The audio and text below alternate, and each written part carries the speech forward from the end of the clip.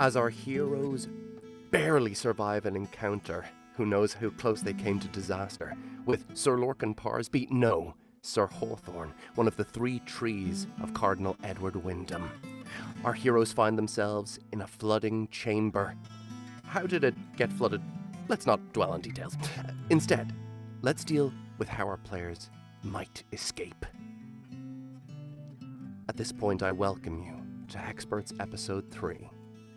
We'll introduce all of our guests here and our wonderful co-stars. We have Andrea Parsneau, Annie Ellicott, Ryan Reid, Brian Nordon joining us from, is it GaryCon, Brian? Heck yeah. And we have our wonderful guest star, Johnathan McClain, on his way. For now, there's a moment in which, as things are beginning to flood, as the water creeps higher and higher, Helga, you have an instant to act. What do you do? Helga looks around, sees the water filling up in the room and seeing everybody kind of scrambling, and she starts kind of wringing her hands and pulling at some of the baubles and charms that are on her, and she knows it's impossible, but she's got to give it her best shot. So she kind of looks down and she goes, "All right, here goes. We made our choices, no guilt or regret. Now off to our freedom we hope to get. We gather our voices, sons, many more choices. Now here's to hoping we don't get too wet." My friend, teleportation is as much an exact science as raspberry jam is high cuisine. It takes a great deal of learning, a multitude of years spent in meticulous observation of the laws of motion, conservation, gravity, even chronomancy, the magic of time. Helga, you've attempted teleportation twice. Once, you got where you wanted to go. The other time, you ended up inside a very perplexed elephant and had to spend some quite powerful magics to negotiate yourself out. You and the elephant meet up every summer solstice to reminisce about it and remain good friends. Which goes a long way toward explaining why, as the cavern below the Coruscellum mine begins to rapidly fill with water, Helga has 50-50 odds on rescuing her friends. A coin flip, heads or tails, not bad odds. But then, not especially good ones either. She casts her spell. All of the rest of you, the water level rises, the darkness, malevolent as darkness can be at times, seems eager to witness a drowning. Nothing, Helga.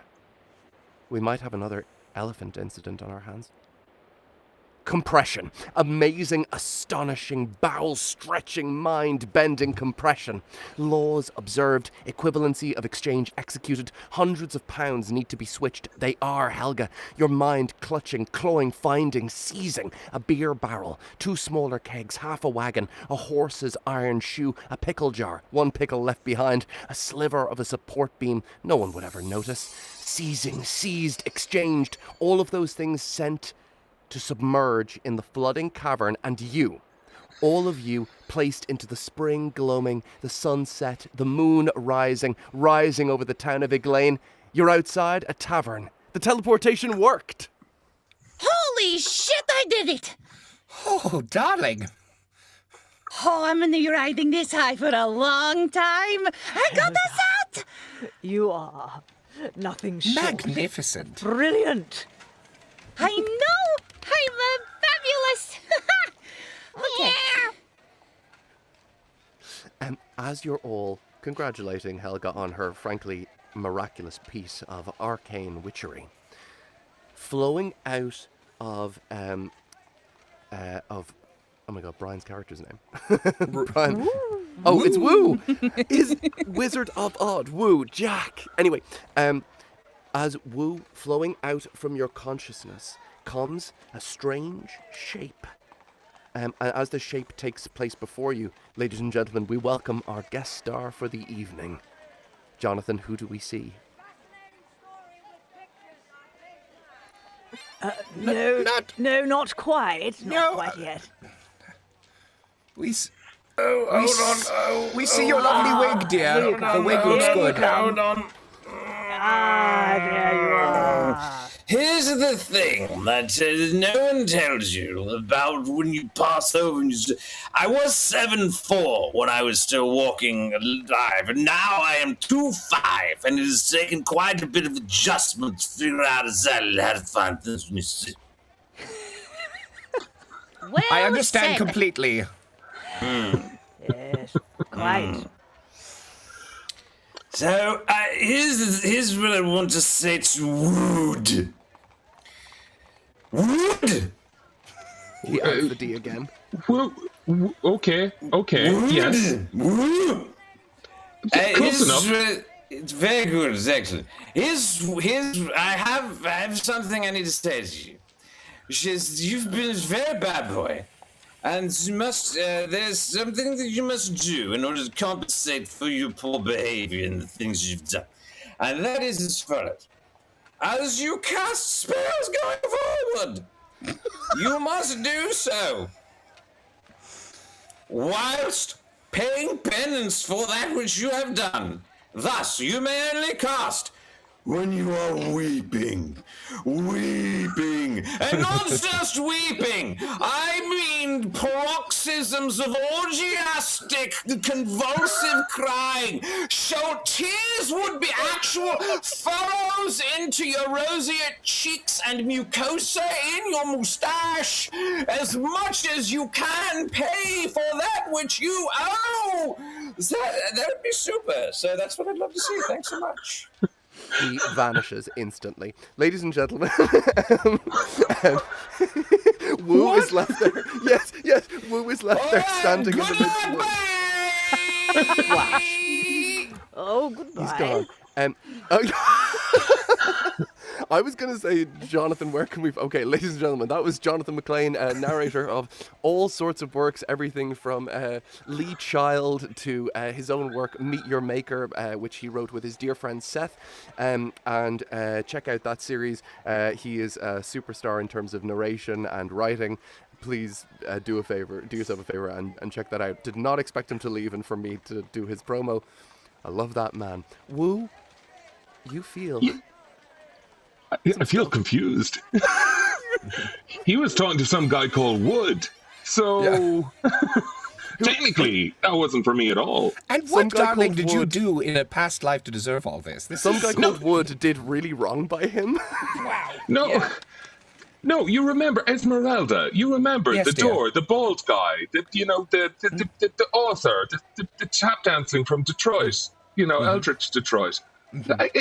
It's not me. I'm not the problem. It was the door. Maybe he meant wooden door. Oh. So this is a Home Depot really issue. good. So are you implying that he was saying that the door cannot cast spells unless the door is crying? Okay, Helga.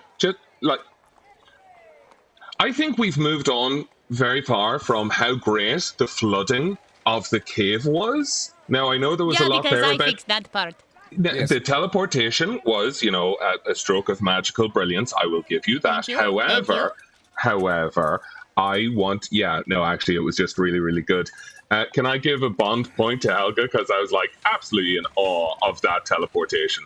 That was absolutely sensational. You're awesome, Brian. Yeah, absolutely. So Wu confers upon Helga bond point. At this point... Bond points, yes. Thank you, Wu. As Wu is invested with the need to orgiastically, mucosally weep, Jonathan's very good with words, I also did not declare his name. So good. Just appeared, said some stuff and vanished. Very drunkenly, too. Yeah, inebriated. Beyond belief. My friends, as you find yourself in the moonlit town, was someone going to say something there?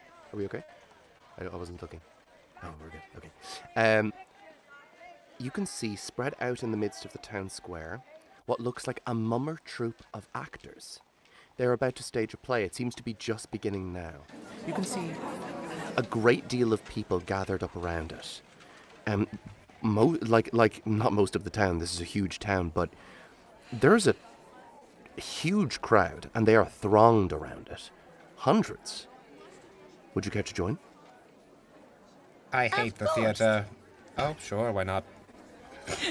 Helga reaches down and goes, "Oh, come on, we've got it, Esmeralda. You're going to have fun. And she pulls you along behind her. I'm sure. Okay, over the next while, the play unfolds itself as the actors tromp and traipse about the rostrum.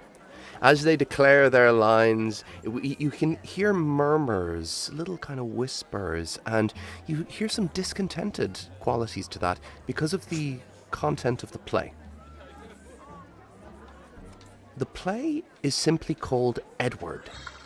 It tells the story, true, lies, who knows, of Edward Wyndham, whose parents were murdered by conspiring wizards and witches in a ritual to summon the devil. In the play, vowing revenge, Edward enlists in the ranks of the priesthood, climbs the ranks, and becomes a cardinal. He recruits 3 brilliant, or so the play dubs them, brilliant, valiant, god-loving men, the 3 trees. And together, they lead an army against the, again, in the context of the play, crones and conjurers, ending in a bloody and fantastic battle scene in which Edward claims victory over actual no bullshit Satan. The play is dedicated to Her Holiness the Pope, to God, and to all those who wisely fear witches and wizards. Despite the fact that the crowd seems discontented, when the play ends, there's applause. And there's cheers and, smatterings of applause. It's not being treated as axiomatically good, but there is approval. What are each of your reactions to it? You're about to be joined by someone you're familiar with from our campaign and non-player character, but I just wanted to gauge how each player is reacting to it quickly. Wu, how are you feeling about what you see? Like, what could people tell by just looking at you, or what are you feeling internally? I think it would be a sense of disdain because these people are lesser anyway. They don't know how magic works. So honestly, I would never really consider myself to care about their opinions. Also, the fact, like, did they even pay for this show? Like, are they just, like, who are they? Are they our patrons? No. No, I hope the vampires get them. The bad ones. The psycho ones. Yeah, yeah. And you know what? Who will they come running to? Yeah, the trees. Have fun with that. Wu, you speak with terrific wisdom. Wizards and witches are so well respected within this community. Of course. And people, those are the murmurs of discontent moving throughout the crowd. And the fact that anyone would applaud is frankly bizarre. So, yeah, you speak with great wisdom and insight. Roland, what's your reaction? I'm sorry. It was lovely. It was a lovely play. I'm sorry. I must admit, I might have taken a bit of a snooze. I might have fallen asleep a bit longer than I meant to. Okay. What was it about? What did I miss? Anything good? As you're asking people around you, you ask Helga. Helga, what do you respond? Helga really enjoys the theater. She's enthralled by it. Because this is something that she really enjoys and would be familiar with the crowds, is she able to tell whether or not it's actually the crowd applauding or if there are plants in the crowd? Does the applause seem sincere, or is it plants made to be like those criers you hire for funeral kind of thing? Roll 3d6 and add your mind score. 12 plus 0, I think it might be minus, though. Mind minus, so 10. 10 is good. 10 is enough.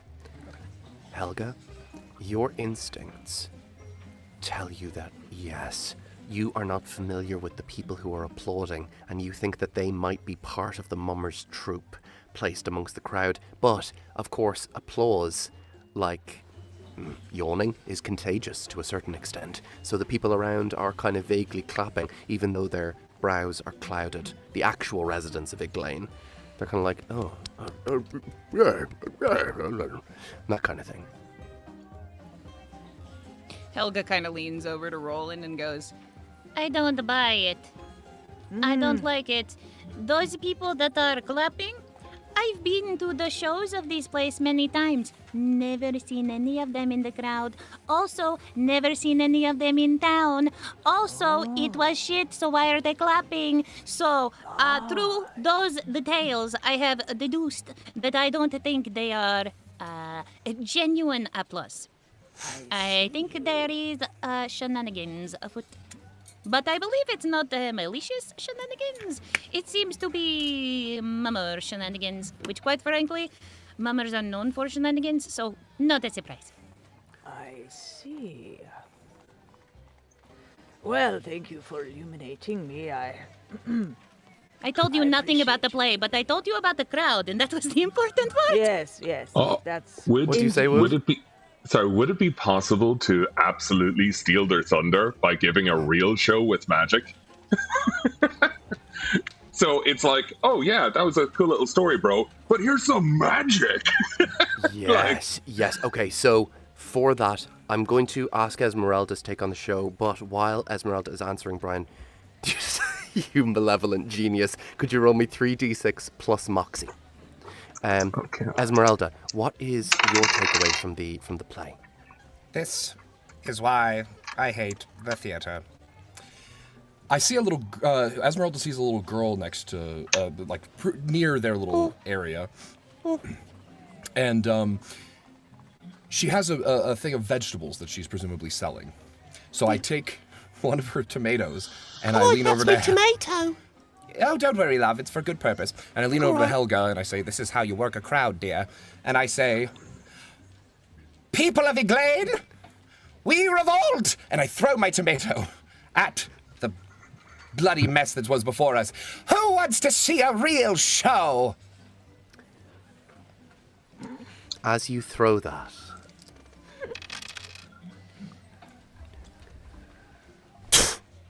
catching the tomato thrown, striding onto stage, is Sir Hawthorne. People of Eglain, a show you have seen, a show you have enjoyed, a show that is as true and non-fictional as you can imagine and conceive. It is the tale of my, tosses the tomato, catches it, great Cardinal, Edward Wyndham. Would you see these wonderful performers so impugned by this wretched hag in the crowd? Esmeralda, you watch as certain people turn to you and have a very defensive, like, that's Esmeralda Hart, like, she's our person. Period. And a lot of people turn to you with that expression. And Sir Lorcan kind of surveys that and says, "Of course, we all play our roles, and she does hers well. Isn't that right, Esmeralda? You only play a crazed old loon." But of course. And the harlot, too. Yes.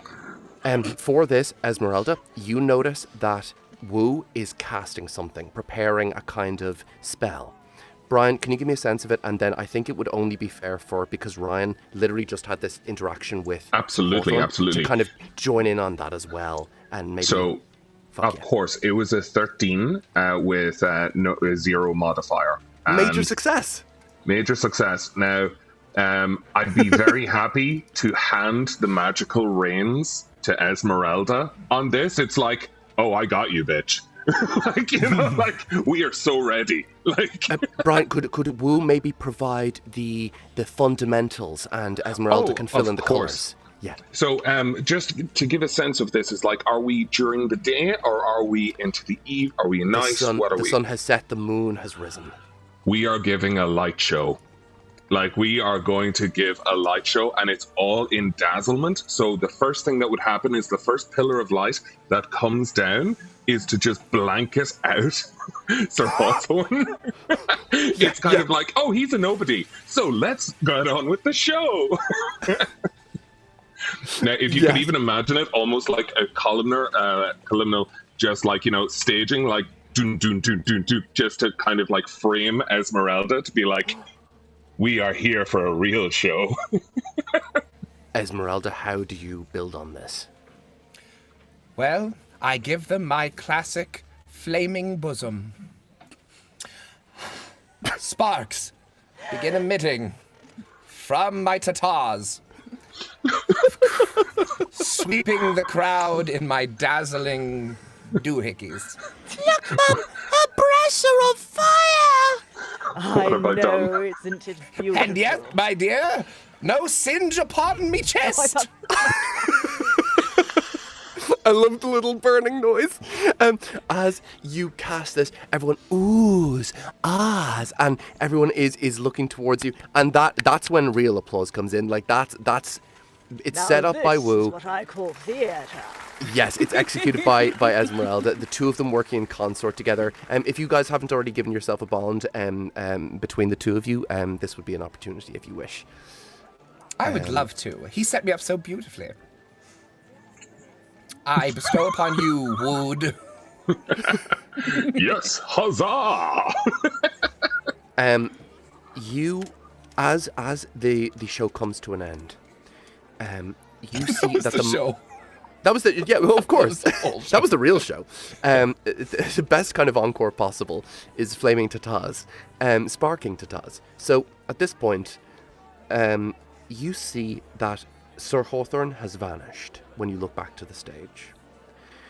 You think that whatever you did, you think that he sensed which way the wind was blowing. Who knows if you'll ever see that dreadful and loathsome figure again.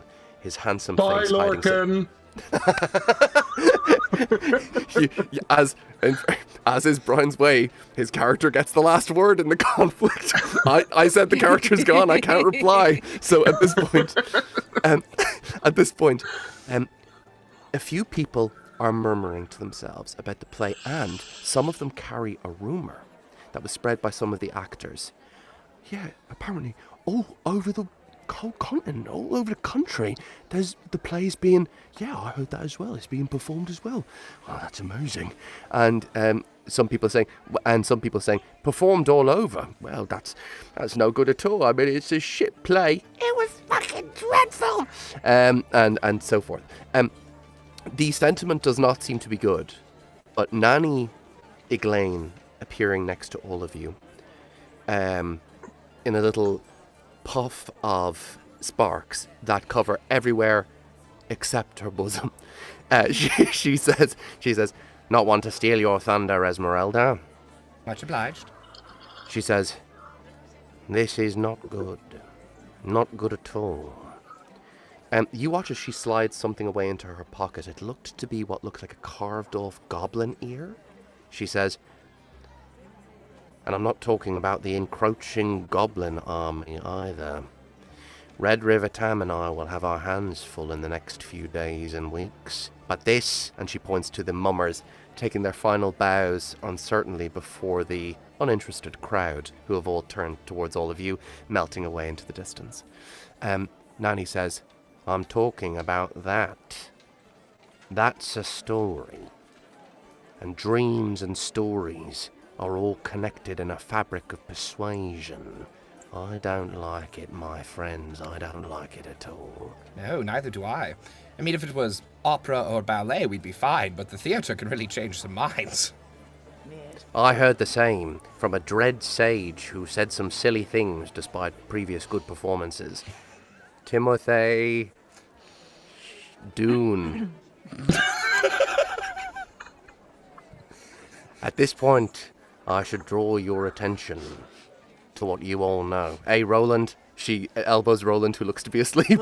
Oh, yes. Roland and the rest of you know that the only way to fight stories is with better ones. An idea can catch in the mind like flame in dry moss. I think we should answer with our own play.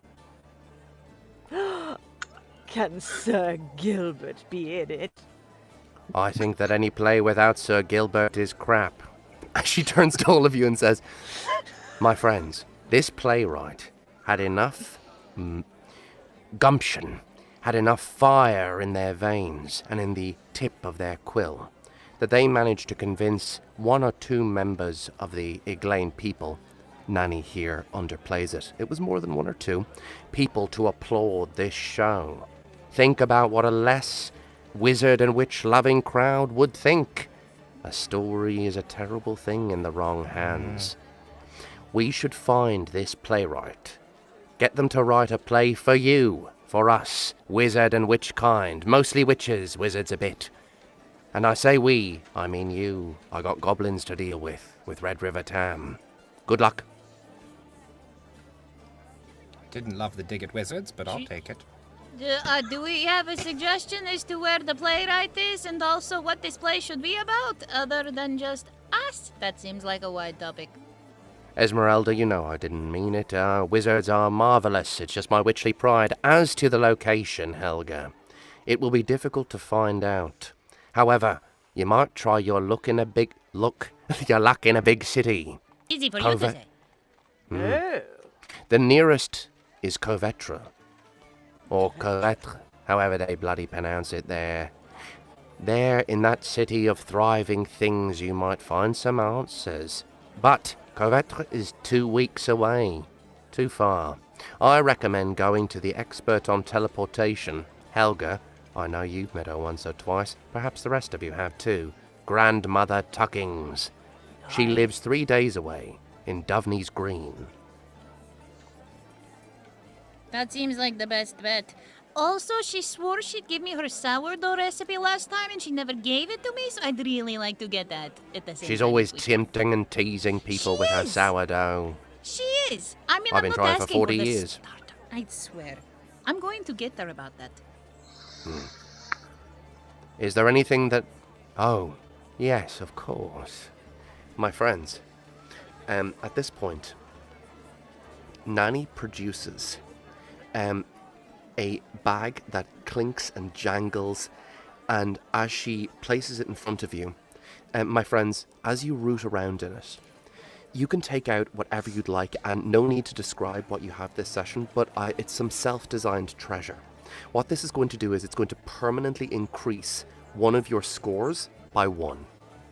So Nanny wants to thank you for your help with the Rookselsi. So take Mind, Might, or MOXXI and increase that permanently by 1.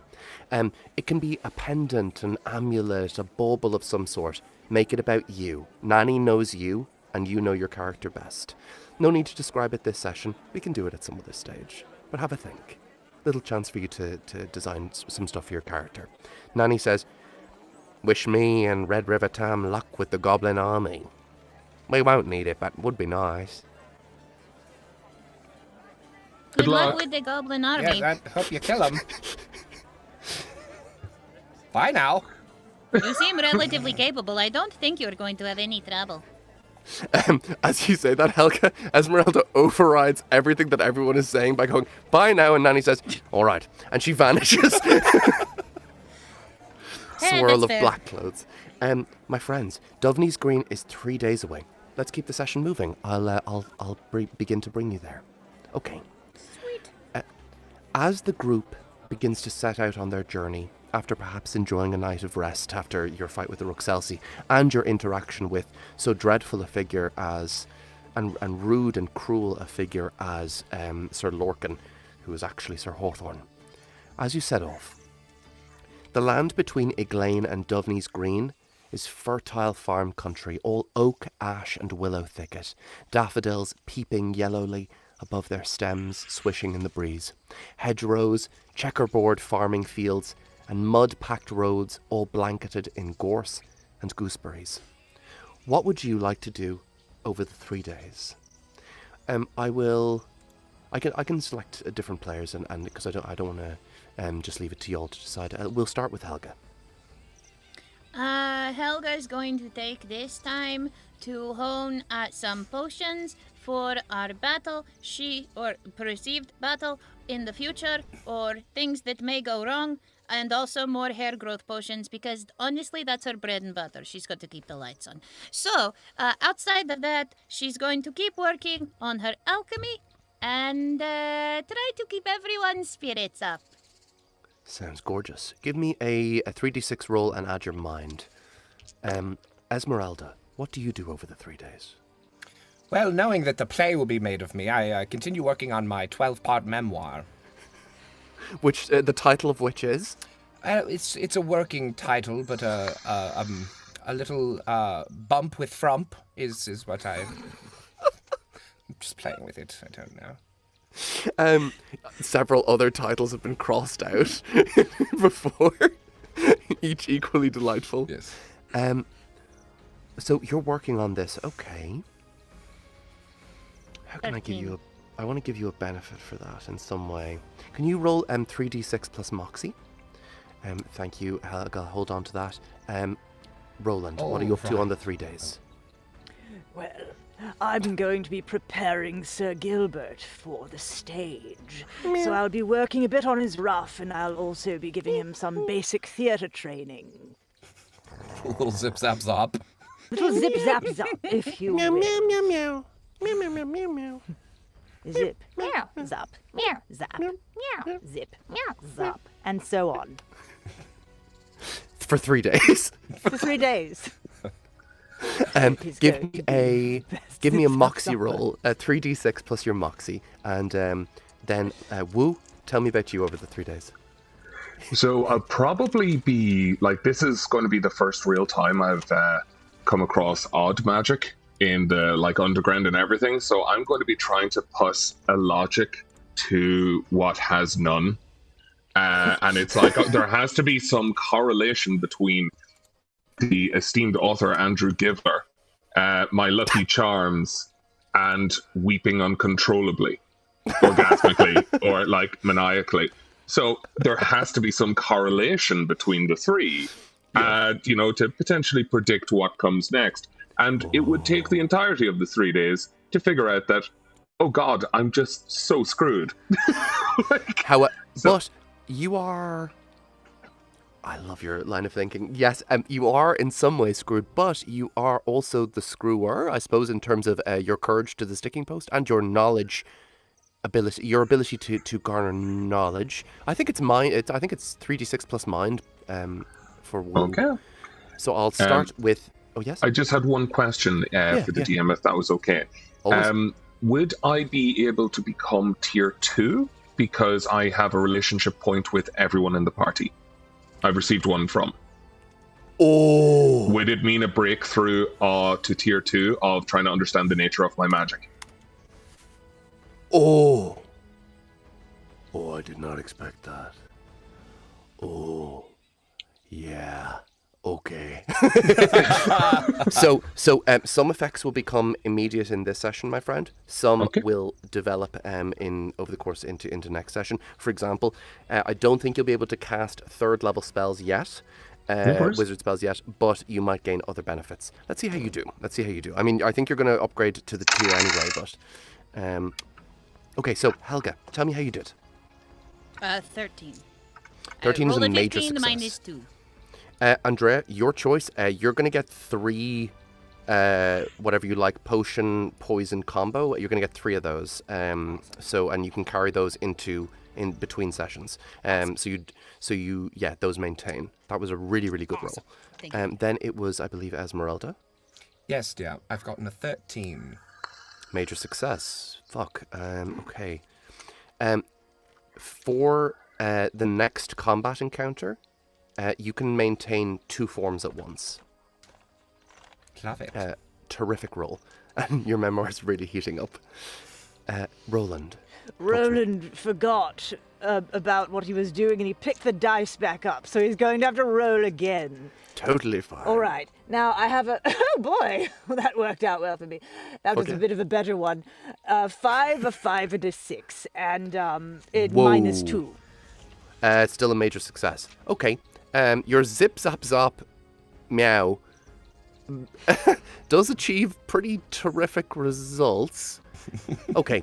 At any point during the next combat, Sir Gilbert can attempt to distract an enemy. You have to remember this, I won't remember. Will distract an enemy by playing Zip Zap Zop with them. and you'll be able to roll all your dice again. It's like a second use of your divination magic, so you gain 2 on that. So that will be you, Sir Gilbert will be the one. Zip zap zopping. Zip zap zopping, but I'll be the one rolling for him. Exactly, rolling your 3d6. So let's say, for example, you failed a roll of a 3d6. You only got like a 1, a 2, and a 2, and you're like, oh, fuck. Have Sir Gilbert do that, and you get to re-roll all 3 dice when you cast a spell. Got it. All right. He is like my little augury redo thing. Yes, so you basically have 2 of them. Okay. You have 2. So now I get 2. Great. Yeah. Okay. Woo. What'd you get? Thank you for allowing it to be mined. So I got 13. Major success. Okay. The following happens. You gain the first beginnings of insight into being a Wizard of Odd, having met 3 former holders of that title. The first thing that happens is your health doubles. You have 50 HP. The second is you gain a certain amount of insight into your odd roll. So you can, if you don't like the effects, you can re-roll. And you can do that once. Once per adventure. Amazing. Thank you. My friends, as you... Oh yes, here we go. Guys, that was awesome. Thank you for that. Okay, Dovney's Green. It stands out. As the land lowers down into a little river-cloven valley, and the reason the town is stark in that valley is its rooftops. Curved and pretty tiles of turquoise fading to jade. It's almost 2 in the afternoon. You've been travelling for about 3 days, using magic to speed yourself up, of course. A bright, clear spring day. There's a commotion in the middle of the small town. Not a fight, but something. As you approach, part of you might expect to see a show similar to the Mummers troupe that you saw in Eglain, but no. You can see the town, and I do mean the entirety of this little town, gathered around a ballot box. Votes are being tallied, though who knows what for. As the votes are read aloud, you hear the tally is concerned with names?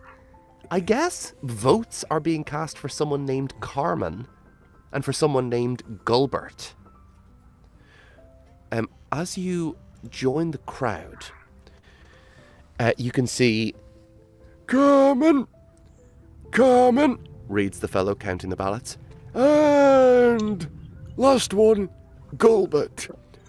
That brings the tally to... 131. Oh, dearie me. To 131. A tie. All eyes move immediately to 2 figures. One, a young girl who nods without expression at the voting tie. And the other, a middle-aged man who looks enraged by the tie.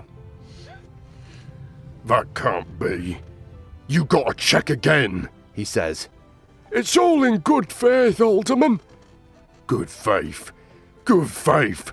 I'll bleed and show you good faith, me old chum. A figure steps into the crowd. That's enough now. I see we've been joined by guests to Dovney's Green. All eyes turn now to you. The young girl who you noticed, she waves. Oh, what This a cutie. Other figure. I vote for Carmen. I as well. As you say that, the other figure, Gulbert, turns to you. I don't give 2 fucking shits. And grandmother, this woman says, Gulbert Hendlison, you may be alderman of this town, and as such have political powers as even I, a witch, does not have. But I delivered you from your mum, wailing newly into the world, so I'll have none of your cheek. Do you hear? But grandmother Tuckings, this whole vote will sort itself out, I expect. Everyone hop over to tavern and talk things over. There's a good lot. With many murmurs and interested glances in your direction, the town of Dovney's Green filters towards its tavern, which, through total coincidence to Helga's previous teleportation, is called the Emerald Elephant. "Well," says the old woman, she's just this wonderful grandmotherly figure. "Good to see you all." Hello, And Grandmother you, Tucky. Tucky. Grandmother Tucky. Hello. "Oh, whoa, you look different." My magic or me personally? "Yes. Excellent. Thank you. Shall we go to me house? Sure. Lovely. We can have chats there, or we can head over to tavern." That seems like there's going to be a lot of back and forth that's rather complicated. And while I am interested on that salacious gossip level, I Oh. also fear we will have trouble talking too. What does everyone else think? Yes, let's go in at the end and sway the vote. Just throw it all off. Oh, I like that idea. To your house. Esmeralda. Oh, come now. I thought Roland was the one with precognition, Esmeralda. Oh, you're looking lovely. Oh, thank you, love. It's my skincare routine. 14 parts every 3 hours. Grandmother Tuckings, in her big sort of frumpy clothes, all crimson and purple, a little shawl around her shoulders. Her neck is very, very thin with that little elderly wattle just there, that little bit of skin on that happens when you get a little older, and can look very dignified and graceful. And she has her hair scooped back, although the bun that she has it into is constantly moving. You know that Grandmother Tuckings is a mistress of movement, and when you get to her house, everything is moving. All chores are being done by various different brooms and animated little, you know what I mean, kind of little things around, and dusters, etc. Tea is being brewed almost immediately, again, just by the kettle and the cups. And as her bun sorts itself out, she says, "I imagine you're here about something important. You come on Nanny's business or your own?" Oh, wait, first I have to tell you, I did a teleport, and I did it so good. We were in the bottom of a cave, and we It were was going into to an drown. elephant again. Are you still good friends with the one from before? I am Miss Fabulous. We're set to meet each other again next month. I'm so looking forward to it. But other than that, we were in the bottom of a cave, and there was water, and we were going to drown, and I went, oh, no, I made a limerick, and then we disappeared in front of and we were back in town. Yes. That's What was the true. distance? You would know, Andrea, that it was almost a mile. It was really, It was like a mile. Like it was so far. And I did not end up in an elephant. You are profoundly impressive. And no other sort of pachyderm was involved? Not at all. Although, admittedly, I kind of missed that part. I call that progress. Well done, Helga. I mean it. Now, let's talk about why you're here. And, A play. oh, this the one about that bloody cardinal? Yes, Yeah, it is. Esmeralda, you know more Branchy about it. fellows. Well, Indeed. this Edward, he seems a right creep. Have you seen the play? All right. Move through Dovney's Green away to Eglain. Glad to see you're more top-billed than we are. I thought our town was rather important. Never mind. 'Tis just geography, love. My good lady, I must excuse Aye. myself for your facilities. My prostate acts up when I travel, but I should return shortly. I could take a look at it for you. Oh, never mind. She's gone. Roland's bladder ever was an active thing, ever since he was young. Used to be a pissmancer. I've gotten into that in my 20s, but I've put it behind me. I said I like it in my... Never mind. Started with bronze showers and worked your way up, love. Straight to the goal. Straight to the gut. She says, well, tell me about why you've come about this play. What's going on? Well, we talked to Andrea Parsneau, and she made the suggestion. They seem to be, the people who are putting on this play, they seem to be making an effort to ingratiate the play to the populace. And our worry is that at some point there's going to be a place that doesn't like us as much, and then they're going to listen to the icky play. So we... Basically, it's time for a theatrical clapback. That's what Andrea Parsneau said. She said we should write our own play.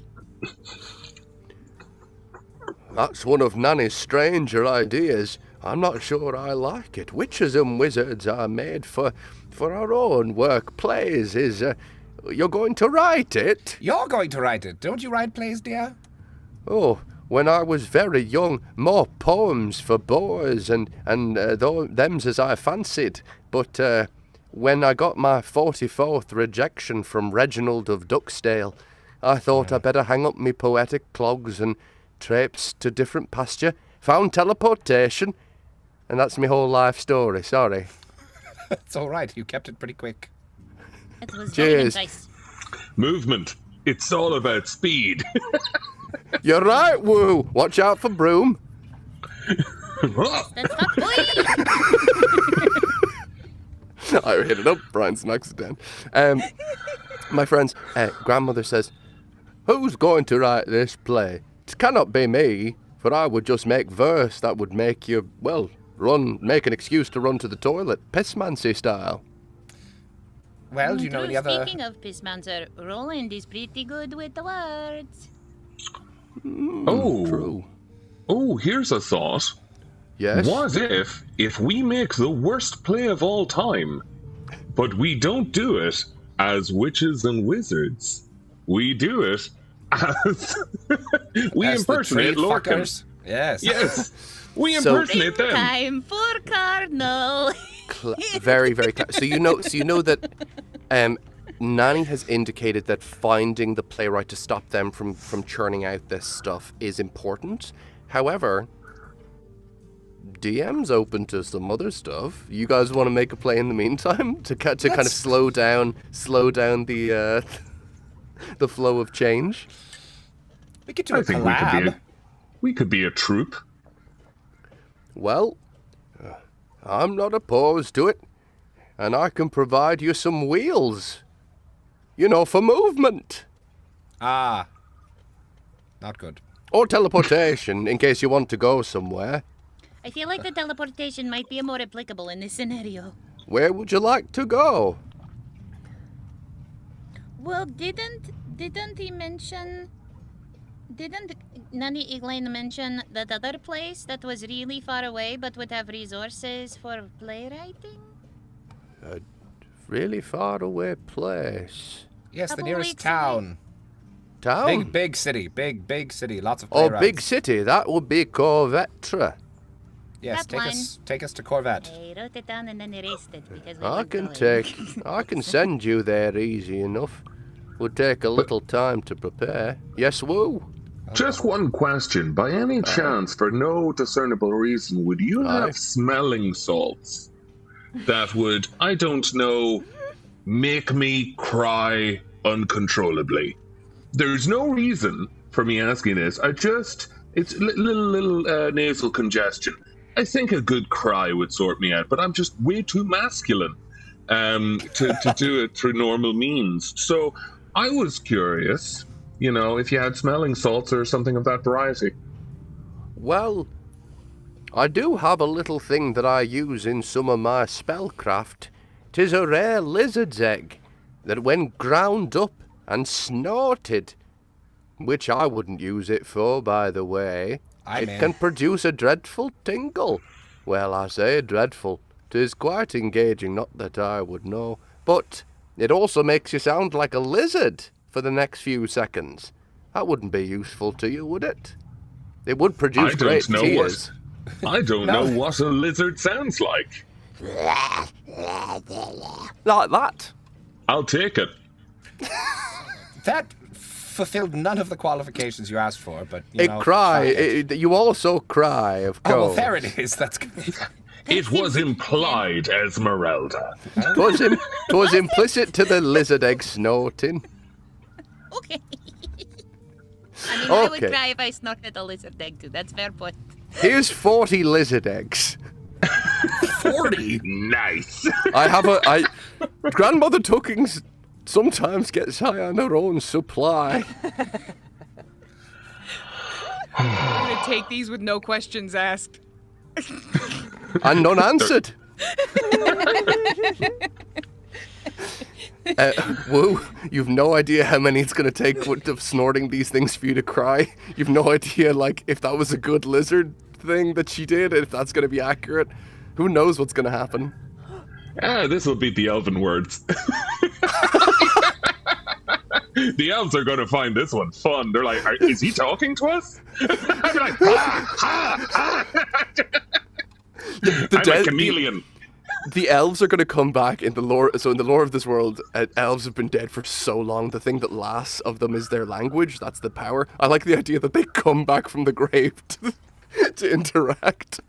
How dare you? At this point, grandmother says, in the meantime, while I'm preparing to spell to send you to Quevetra, I could use a bit of help here sorting that situation you were privy to outside. Sound good?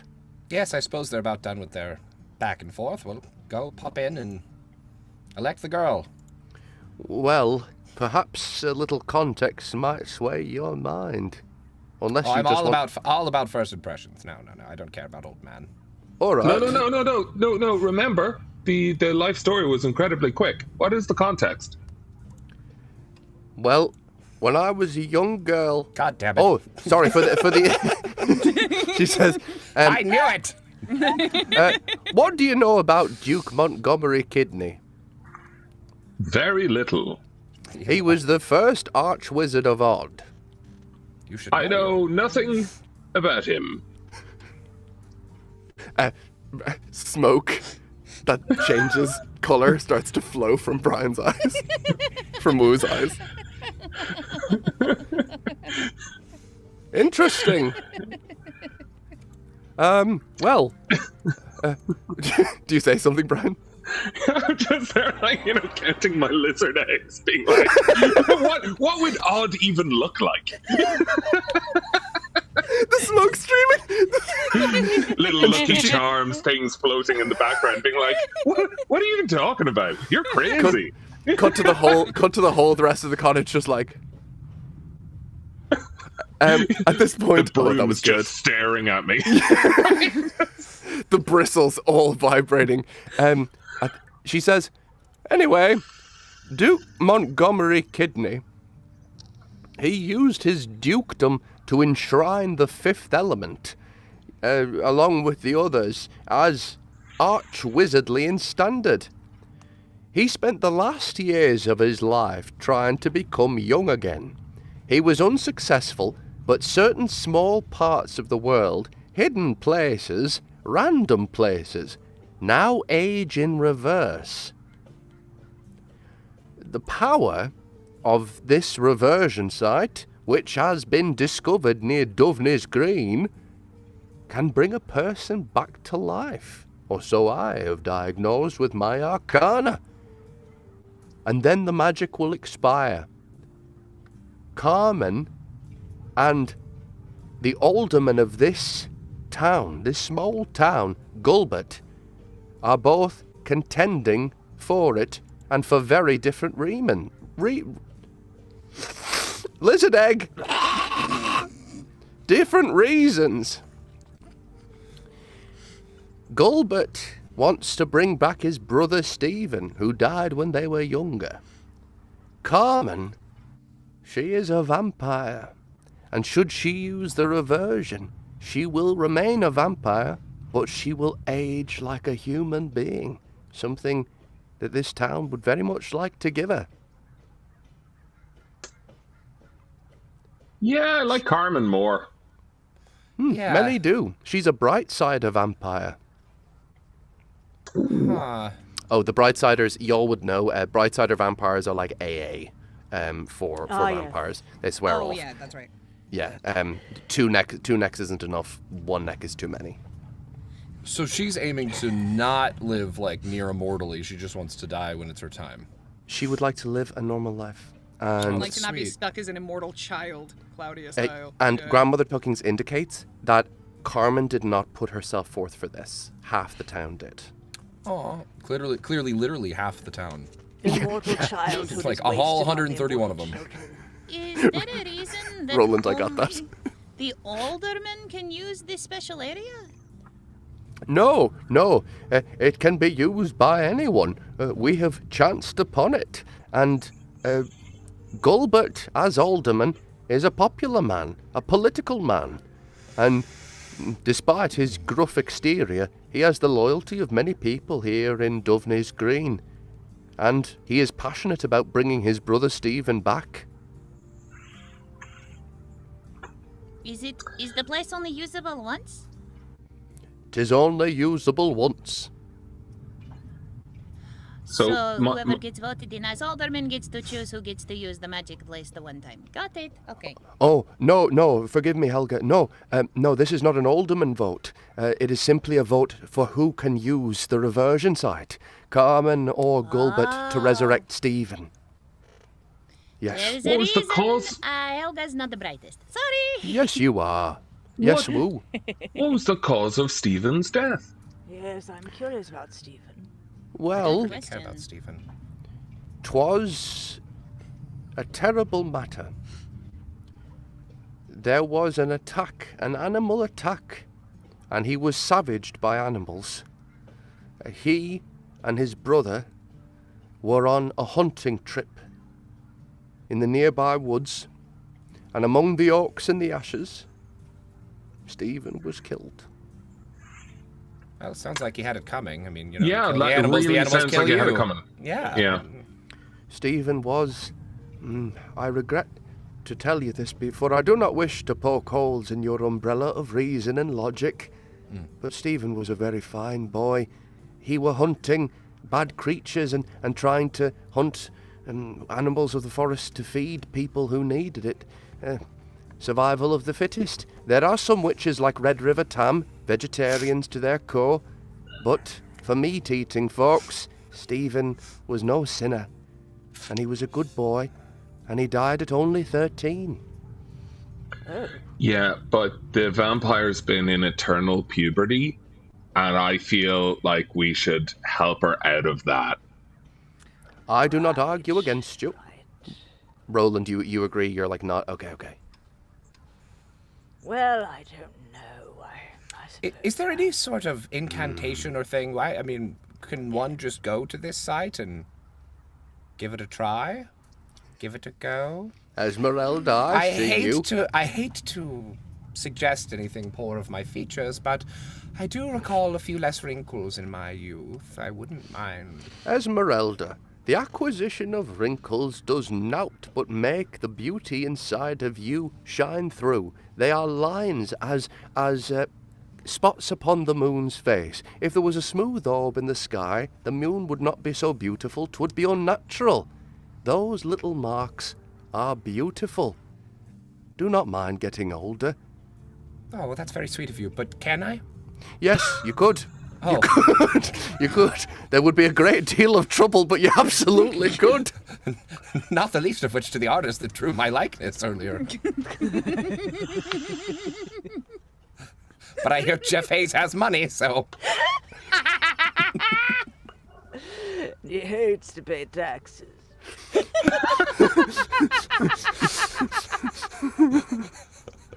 Our wonderful artist, Joanna. She's incredible. She really for the is. project. Grandmother Tucking says, well, use it as you wish, but should you wish to use it yourself, you could achieve something if you wished, Esmeralda. Forgive me for telling you. If you do not feel beautiful, it is not my place to say otherwise. I apologize, but I wish to support my friend. I spoke a bit out of turn. But 'tis my belief that you will make an... Oh, you all right, love? And she puts a hand on yours. Now, here's a thought. Esmeralda, are you okay? Oh, I'm just fine. I was getting a bit verklempt of all of the love I was receiving. It's been a while since my dusty cavern's been swept through. I was hoping to get Lorcan to... Never mind, I'm just The wistfully... poor fuchsia bounty has faded to a peach. A rusty peach. Well, actually, I can help with that. Well, yeah, I was going to say I might need a re-up. Absolutely. Oh God. So, yes, Woo. Just one question, if that's okay. Yeah. Since this is an odd magic site, if I was to go there, would it be possible for me to, instead of having it affect one individual, would I be able to help it work for two? Brian, we've played together for a long time in these games. Railroad.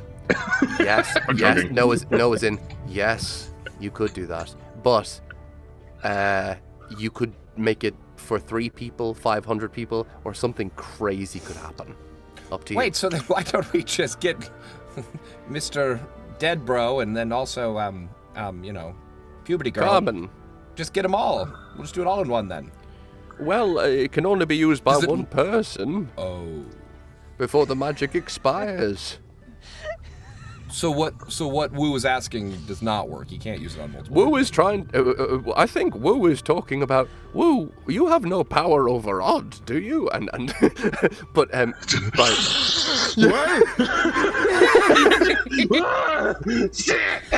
The metaverse is a real place. I talk like a lizard. Half those eggs are gone, guys.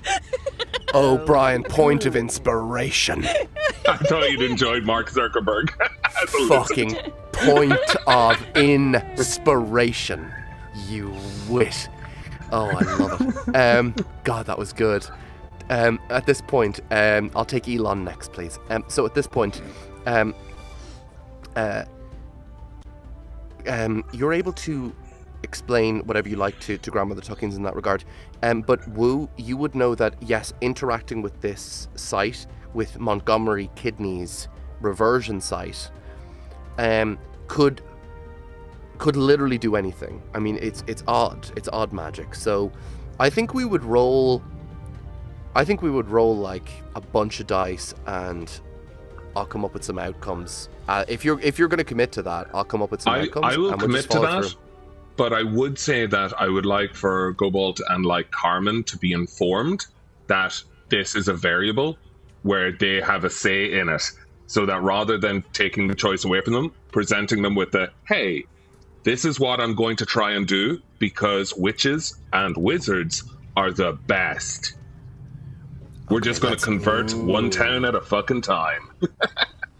Engaging. So y'all would like to head to the tavern and have some chats Yes. with Gobert. Okay. Grandmother Tucking says, I shall begin work on the teleportation spell to Corvetra. Thank you for your help with this. I appreciate it.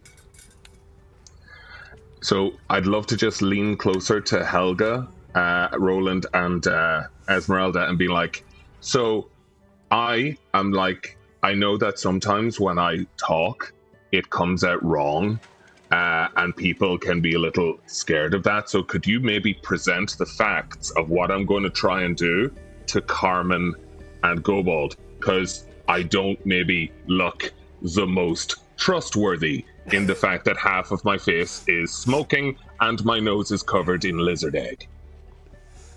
That These is are all a, valid points. yes, your character arc is incredible. Your self-awareness. Well, we still have to work on that, but Yes, I Thank believe you. we would be happy to be your mouthpiece, Sir Cyrano. I think that would work out. I nominate... Roland, would you like to do the speaking? You have an air of authority. I'm sorry, what? I've just awakened. What can I do for you? I regret my suggestion immediately. What spell do you need? I'll come up with it in a jiffy. Right. God damn it. Esmeralda, do you want to split the load with me, maybe? I'll split a load with you any day. I love it. Oh, that was such a good night. 100%. Yes, absolutely. Okay, let us go and try to convince a room full of constituents. you head out of Grandmother Tucking's constantly shifting, transmogrifying house out into Dovney's Green. Yeah? Wait! And she goes back in. Grandmother, what happens if you eat the eggs? You become the opposite of a lizard.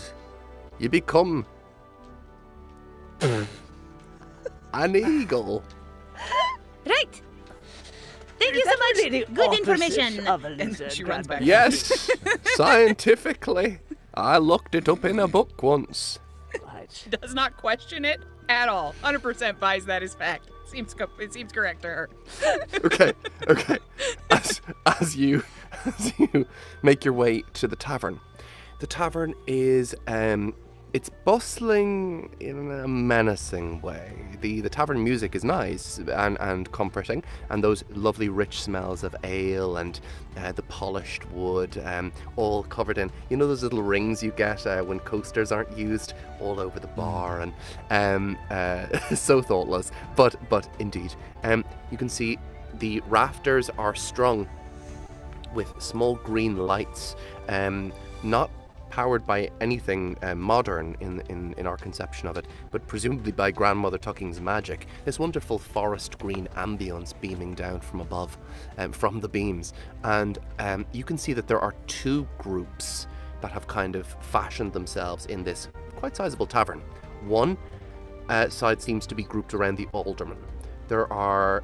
I don't think it would surprise anyone to hear that this is a very intensely masculine side of the village around Gulbert, though there are plenty of gentlemen over on the other side as well, over with Carmen. Carmen, while Gulbert is talking animatedly to those around him, and they're nodding, everyone, it's the opposite on the other side. Everyone is talking to Carmen, and she's nodding. And kind of looking really uncomfortable. Who would you like to approach first as a group, or do different characters want to take different avenues here? Helga would like to walk over to Carmen's group. Does Yes, anyone it want sounds to go with like me? he's a bit of a sexist, so let's send the gentleman over to Big Boy. Yes. Ooh, good Roland idea. and Woo. I'll go see to Yeah. Gilbert. Yes. So wait, there's Gulbert. Gulbert, yeah, no, Gulbert. your cat is Sir Gilbert. This man is Gulbert. What? I'm sorry, what? Oh, yes, Gilbert. All right. Honey, how are you doing that with your eyes? It's real. All right, I'll head over to scene. Gilbert with Gilbert. Do not taunt me for my age. You will be this age someday too. Not if I get to my little magic spot. Yes, we shall. You get to see your about magic that. spot very frequently, Esmeralda. But you know it, love. All right, Helgi, let's dip. Let's go. Let's go Carmen's side first. Helga's gonna walk up to Carmen specifically, kind of in the middle of the group, slowly, not threateningly or anything like that. She looks at you, doesn't say anything. She's Sure, gonna... yeah. Go ahead, sorry. No, please. Helga's very tall, so she's gonna kind of take a knee on the ground in front of Carmen and kind of gesture Esmeralda forward, like, with her. And she's gonna look at Carmen and just kind of go, I know there's a lot of people telling you a lot of things right now, but I want to make sure this is what you want as well. Do you want that? Do you want to age normally? Or As are you say being told age that? normally, you see her face animate. She smiles hugely, and it seems like a convulsion for a moment, a convulsion of sheer happiness. You might have seen that image of her flash up on screen, and there she is. And she holds her hand up and grins, and then the grin diminishes, and she says, I want it more than anything in the world. But I need for Stephen to come back. He was an innocent boy. My future should not replace the potential for his life. And you hear other people dissent from all around. Hey, no, none of you, no. We are not asking you to talk. We are talking to her. Silence. Carmen looks at you measuringly and with appreciation. She waits for you to continue. And you're with Esmeralda, right? Yeah. Either of you can jump in here. Go ahead, Esmeralda. Well, love, what if we had a proposition that would perhaps share the load? But the reversion site, it is not possible. Well, we have with us the grand poobah of the grand wizard of Odd. We have a What? high-ranking Wizard of Odd Mage with us. Yes, and he's going to attempt some odd magic so that you and young, long-dead Stephen may both partake. And I also might remove a few of my wrinkles, but that's neither here nor there. A young girl rubs her chin with an elderly woman's contemplation and rumination, and she says, "What are the culminating factors? What are the risks? Could anyone be hurt?" Many, I don't know. None of us know, but it's Not I worth think it. it will be She fun. says that instantly. She goes, "Not worth it. To raise Stephen, if there is a chance anyone could be hurt in this town, these are innocent people. They're kind. They welcomed me in, even after the mistakes of my life, and there have been many. They have welcomed me in, and I did not deserve them." Oh, but you're so deserving. Look at you. You're as humble as Christina. Yeah, honey, you're not making a case for Isn't you that the being name one of the not Jesus to in be. this world? I am a vampire.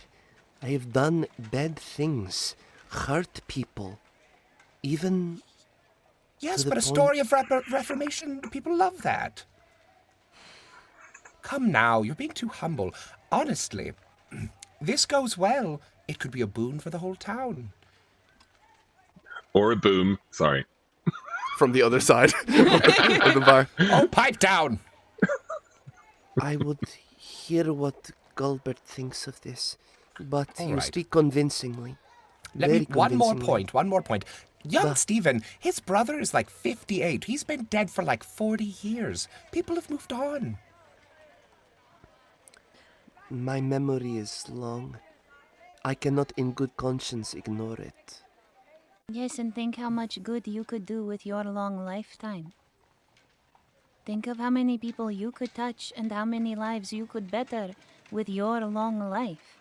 Is the point though, Helga? If I use the reversion site, I will age and die. If I stay this way forever as a young girl, I can help forever. It Well, is she makes a sacrifice fine I'm- point. You have great hearing from all the way. Oh, now he pays wandered attention. Back over here to I ask you think- guys what the name of this gentleman is again. I'm so sorry. Goldberg. Thank you. Okay, I'll see you in a minute. You couldn't have asked anyone near you. Oh, Roland. I think you owe it to yourself and these fine people who support you to at least consider letting us try to make the site more than once usable. Maybe? Let me tell We you, will he's do batting everything we can. 1,000 with his odd magic. It's all turned out great. He really All is turned skilled. out good. Oh, very good, yes. Very odd magic. Good odd magic. The brightness returns to her face, that big, huge smile, and you can see her eye teeth, those vampiric teeth, poking down into her mouth, and she says, "I like you both very much. Thank you for Thank being you. so kind to me, even though you are strangers." That you're very welcome. Let's go talk to Gulbert. That's okay. We're happy to help. Meanwhile. Oh, for a fucking vampire, Gulbert says, scratching his crust of stubble. Yes, Roland and Wu, as you approach, he looks at you. What do you fucking want? Well, I Alphabetically or categorically? You're a fucking regular side splitter, mate. Well, I'll tell you what I am. So, I'm Woo. Nice to meet you. WOO, Wizard of Odd. Very nice to meet you. So, this reversion site, do you happen to know what fifth element that is? Yeah, I reckon Grandmother Tuckings was talking about it being odd. So Yeah. you're saying you can do something with it? That true? Look at me. See this eye? Smoking. Yeah. Does that look normal? Looks odd. Look, I literally just put up my hands and use any sort of magic to see what manifests. I'm not rolling the odd table. I'm just showing that this is quite literally a curse. He lifts up his hands and a micro pig just lands in his hands. Exactly. That's I a didn't even pig. know what that was. Everyone stands really far back and somebody says, "That's my pig!" That's Jameson's pig you've got there. And I know that because I can control the odd magic. Sometimes. All right. Well, then you'll have no problem saying, "Shut up, Jameson," what the name of that little piggy is. Yes, I will. And I immediately turn around to Roland, be like, so, divination.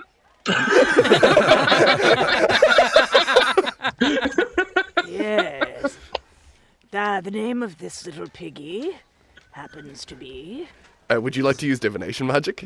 yes, I would like to use divination magic. I got you, my friend. I like that Annie was improving a name for the pig and just was I like, totally was. I don't give a shit Gilbert. about divination magic. This pig's name is Gollop. It was going to be better than that, but yes. Ah. All right, take it easy. Yes, I would like to divine the name. I would like to divine the name of this little piggy. Okay, you got it. Definitely Go ahead not and roll. Gollop now. 3d6. No. If Jack's naming it, it's going to be Ghoulbert. Oinkbert. I don't God, appreciate the Gilbert, insinuation. It's not okay. At this point, roll 3d6 and add your MOXXI. All right.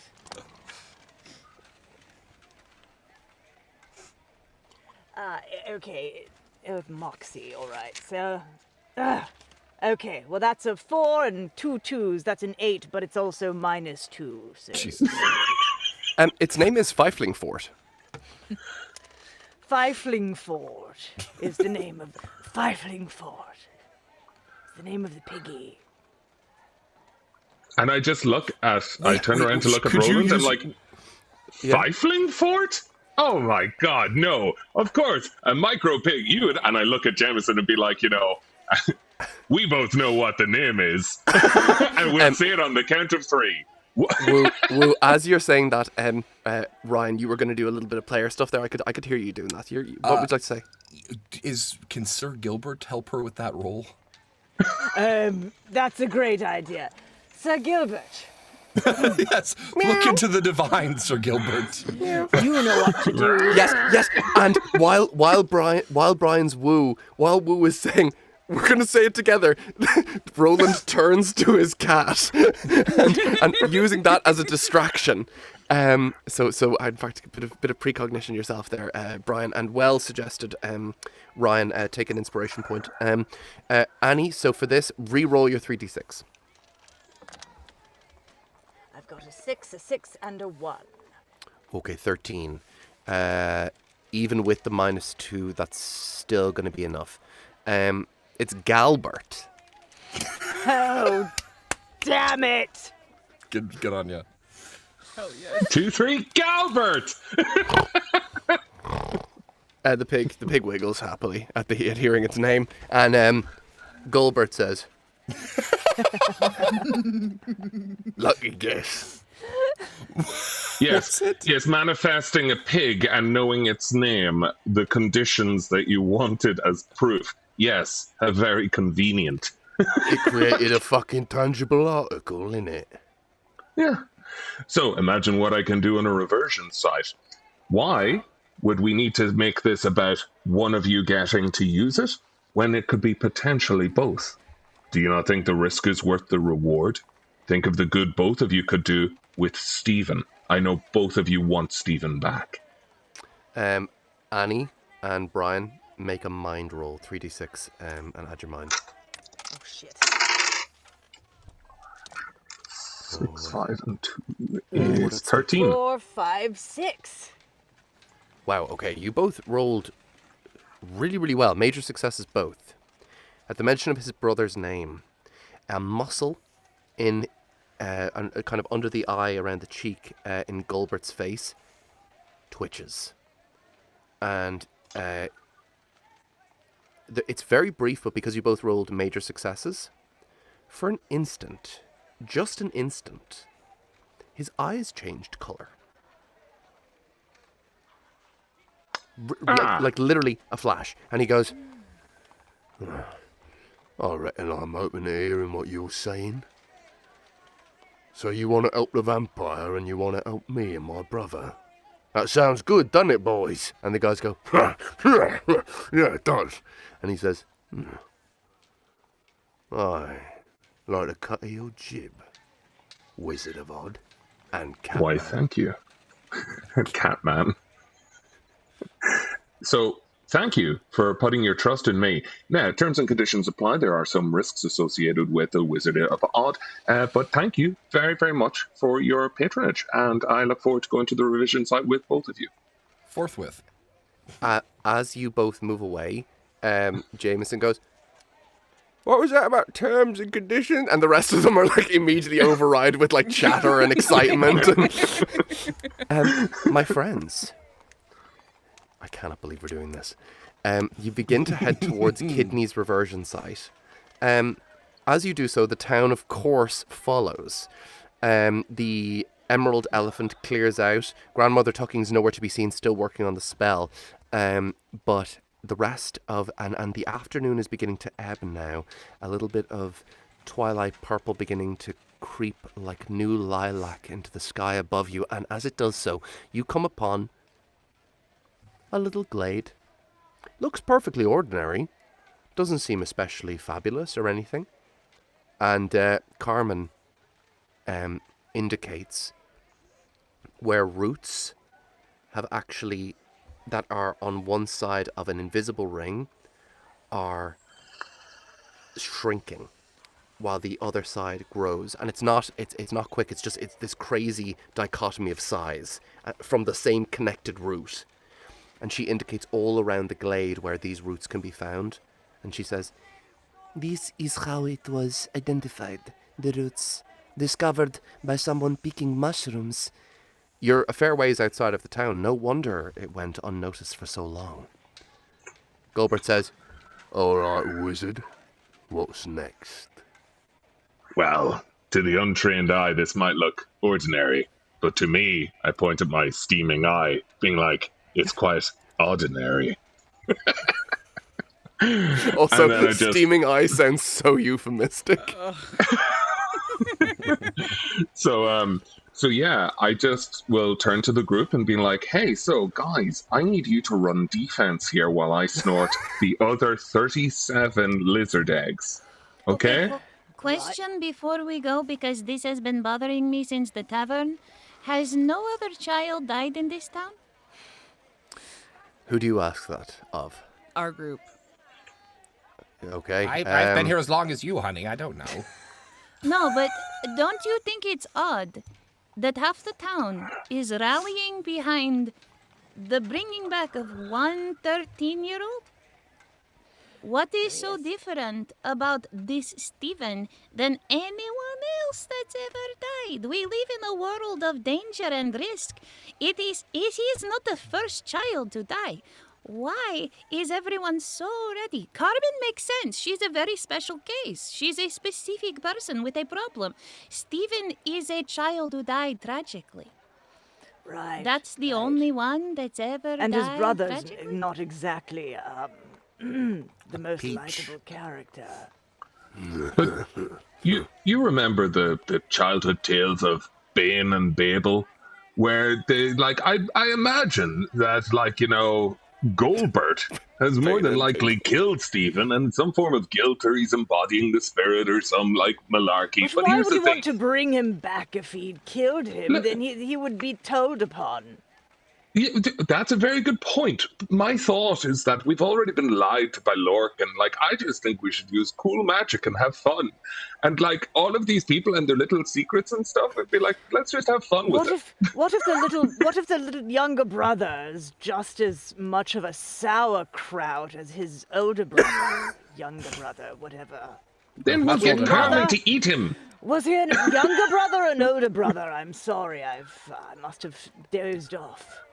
Stephen was my younger brother. Oh shit, you're talking to us. Roland, Hello, no, Gilbert. Gulbert didn't hear any of that. Y'all were totally private, and you were clear about that. I know that you were clear about that. He just was responding to Roland, who, in fairness, is very loud. There, okay. In the best way. Do you think we should just cast the magic all and try to make this site work? I know that Woo is 10 miles down this road already, but I want to make sure that we all acknowledge that there is hinky business going on with Steven, and I don't know what it is. So I think we should be prepared for something to happen, even if things go right. I'm sorry. I swear to God, that guy is going Super Saiyan in the background. It's going to be so bad. How many eggs left, Woo? Woo is covered in green scales. There's 14 left. He's covered in green scales. His tongue is real long. You should eat one too.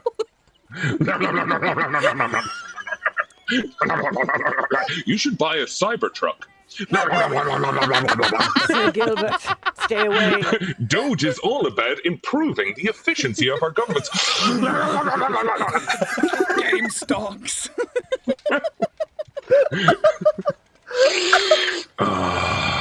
Tesla. I've already given you inspiration. I say go for it. This seems really promising. I think we really do need to try to resurrect this boy. Well, I'm all okay. for it. Why don't we resurrect the whole graveyard while we're at it? Well, we'll see what happens.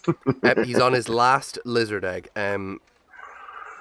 His nose is, by the way, is also like flattened and like compressed, and now it's lengthening into a snout. It's real lizardy. I am Doc Connors, bitches. So is it go time? It's go time. Don't forget. I'm so fucking beautiful. Odd magic. Okay, for this. Okay. 4 outcomes. 1 to 5, 6 to 10, 11 to 15-ish. And Is there anything 6... we can do to support him in Yes. this? I'd like to burn all my inspiration on this. Yes, there is something you can do. For time purposes, let's say that each of you will funnel your magic into this. So, Brian, no need to spend your inspiration. For the best outcome here, I'm obviously looking for that thing. I'll give you 3d20 rolls. Oh. So as in roll 3d20, and we're gonna see how well you do. Ooh, dark eye. 18, first one. I mean, incredible. 8. 16. Okay. Now, I need you to roll a d6, and you're looking to roll an odd number. This is for unintended. So you have succeeded. This is for unintended consequences and madness. So if you roll odd, some stuff's gonna happen. I think you should get into fire form, love, before you do this, because you can No roll, time. you can re-roll your 5. No time. It's just like I just imagine Wu turning around like deranged, looking at Esmeralda, and be like, "What's a form?" And that's a 1. Have fun, Jack. You watch as the magic begins to change and begin transiently forming. You watch as Strange aurora borealises begin to snake out from that steaming plume in his now extremely lizard-like eye. You watch as electricity. It all becomes electrically powered. He's weeping. It's all electrically powered. For some reason, you want to invest in stuff. But it's maybe a bad idea. Your uncle's advising it. Anyway, so at this point, all these odd things are happening. All of you, for a second, are in the middle of this bizarre laboratory with people in white jackets, and there's a guy there who looks even more lizard-like than Wu's current form, and all these people around him are saying, it's turned really anti-Semitic and we need to get it under control. Like, as a learning model, it's not okay. And frankly, it's unacceptable. We need you to turn this around. And the guy in the middle is just eating cheese directly from a bowl. And he turns to Wu and says, "Hey, me." Hey, brother. Oh. He says, "Grok on." And as you shift out of the laboratory, a single thread of Elon Musk's evil, a tiny bit of Elon Musk's evil, shoots out of the paradimensional space and lands like a lance in Gulbert, who immediately begins to transform into his true shape despite the crescent moon in the sky. As Gulbert rends his clothes, his muzzle elongates as he shows you his werewolf form. My friends. Babel. Fucking called it! I called it! We are in combat. Gulbert turns to his fellows and says, "Lurch," and you watch as the others, their brows clouded. A group of thugs. Everyone looks horrified, screaming, shrieks, but a group of individuals do not look surprised. Thugs who take out cudgels and koshas and batons. They seem to know his identity as a werewolf. He says, "Let's show him what we're made of." As he charges you. My friends, this is not a mini-boss. You guys get to go first in whatever order you like. So you've got Gulbert and you've got the thugs. It's up to you. Also, in this combat, because he is in werewolf form, I'm just going to tell you guys this narratively. You do not have to kill this man or these people. You can kind of devise ways to defeat them, or if you wish to destroy them, you can. It's up to you. But there is a scenario where he lives past this combat if you win, because the spell did work. The odd spell did work, and this can be used more than once. This reversion site. I just want to tell you that for narrative purposes. Let's fucking rock. At this point, my friends, who's going to go first? Not me. Helga will look over at the people kind of behind him, the people who are the extra people. Are any of them kind of clumped up a little bit or anything? The thugs, treat the thugs as you would a single unit. She's going to look at them and say, I have a feeling this isn't all their fault, so how about I make them all halt? and I try to basically hold person on them or a shield, something the equivalent of halt. No, that's incredible. Go ahead and roll your 3d6. They're going to use their mind to defend against this, which is a -2. I rolled 3 6s. That's a crit. Okay.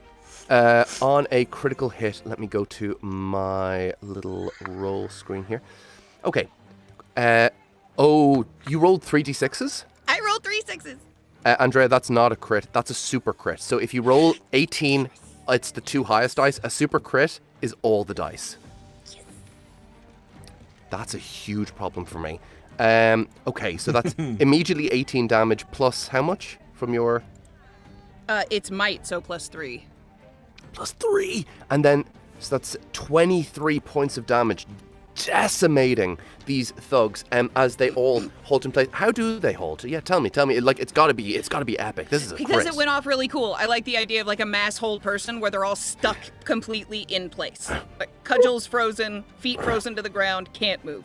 Yeah, like some of them still in theory being able to act on their turn, but like the majority of them all sludgy and soupy. Yeah. ladies and gentlemen, Andrea Parsneau, our first super critical of the game. Thank Saving you, us again, Helga. my darling. That was fucking cool, Annie. That was really nice to say. Thank you, Annie. So, who is going to go next? Well, I shall take fire form, Fuck yeah. so that I can re-roll my 6s should I need. Yes. And I'd like to conflagrate the werewolf. Let's see what lies beneath that fur. Oh. First level or second level wizard spell? That'll be first level. Yeah, I got you. So let's get a first level wizard spell up here for Esmeralda to pronounce. Can you see that on screen, Esmeralda? I cannot. Should be appearing in our window near the bottom. If you can make it full screen, maybe? Not a appearing thing. That's okay. Oh, there it is. Yeah. Yurio. Fucking unreal. As you summon the elvish magic within you, you begin to conflagrate. Great word, by the way. You're awesome. Let's go for 3d6 and your whatever score you'd like. Gulbert is going to use... He'll use MOXXI, which is a +1. All right, I've done a 6, 4, and a 1. So that's 11, and I'm going to re-roll the 1. With your fire form. Awesome. Exactly. Which got me a 5. Oh, fuck. Which is... So what does that become? That's now 11. 14. 14's a major success. So that's the highest dice, and you add your ability score to it. Excellent. And I was rolling with MOXXI, so that's another 2. 2 points plus that. He gets 1 defense for that. But so you char and scorch with your flame. But what does it look like? How does it manifest? Is it like a whip? Is it a falchion? What does it look like? What weapon is it? Or something else? The Tartars come back, my love, and from my bosom shoots flamethrower style, just starting right at his crotch and working its way outward, singeing out all of his bestial hair. This group is very burning cock-centric. Remember the Roxelsi? Cock-centric. Yeah. I think we're just cock-centric in general. I think that's it. Really roars down at the flames as they begin to melt away at the genitalia. And Ryan, also for that awesome spell, take a point of inspiration, please. And your gorgeous descriptions. Who's going to go next? All right. I would like to turn this giant werewolf back into a tiny puppy. Oh, like as in a kind of... Wait, as a in... werepup.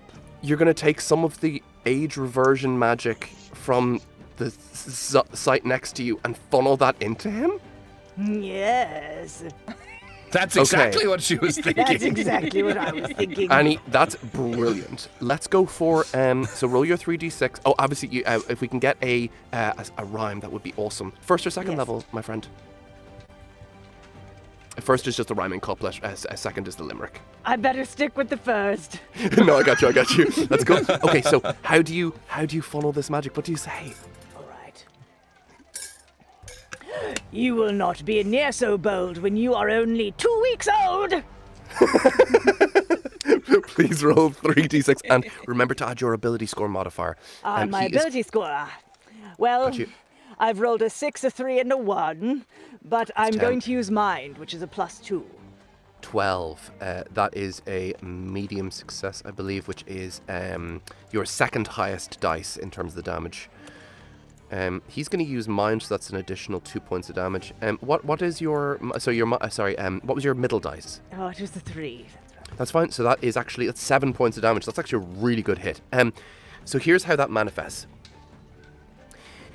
For an instant, 2/3 of his body refashions itself into a 2-week-old puppy, with his huge, hideous, like half of his head bulbous and bulging out. His form is all twisted and contorted into a single shape. And then, Roland, what does it look like as he pops back into place? How is he injured after this event? How does that manifest on his body? Oh, it was just for a second, but now he's back.